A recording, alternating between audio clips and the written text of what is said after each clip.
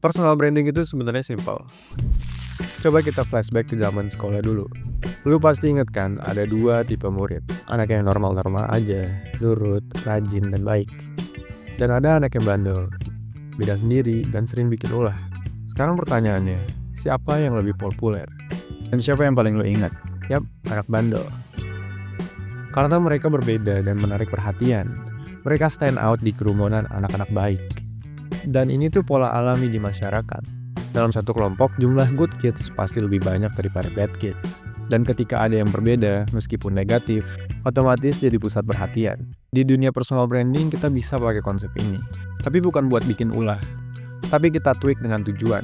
We sell the vibes authentically. Simpelnya, anak-anak yang dulu bandel seringkali jujur dengan diri mereka sendiri. Mereka ngelakuin apa yang pengen mereka lakuin. Mereka mengekspresikan diri mereka lebih. Beda dengan anak-anak yang biasa aja kayak kita gitu. Kita takut dicap bandel dan kita seringkali main aman. Biar kelihatannya sebagai anak yang pintar atau baik gitu. Sama case-nya dengan itu, saat kita mulai personal branding, kita selalu takut. Kita takut dicemooh, takut dikatain norak. Sehingga kita seringkali ngikutin style-style orang lain. Biar somehow terlihat lebih diterima. Dan ujung-ujungnya kita malah sama kayak orang lain yang ngikutin style orang lain itu juga. Jadi apa yang seharusnya kita lakukan? Kita harus lebih sering melihat ke dalam diri kita sendiri. Cari tahu apa yang benar-benar menjadi ciri khas kita sendiri.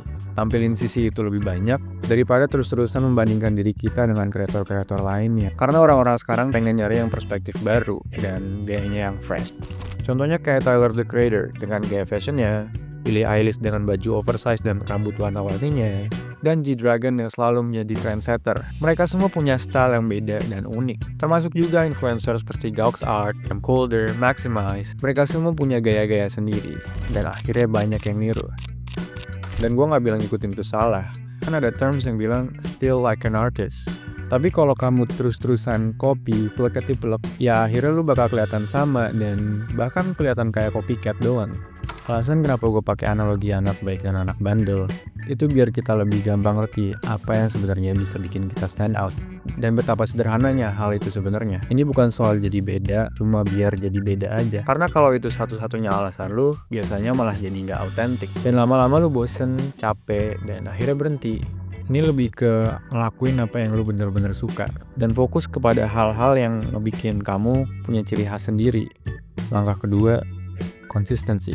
Konsistensi itu yang bikin orang percaya sama brand kamu. Karena tanpa itu orang gampang lupa. Apalagi zaman sekarang yang orangnya sudah banyak yang brain rot karena scrolling terus-terusan. Dan gue gak ngomongin konsistensi yang cuma rutinitas, kayak posting terus-terusan cuma biar kelihatan aktif doang. Tapi lebih ke konsistensi yang sebenarnya.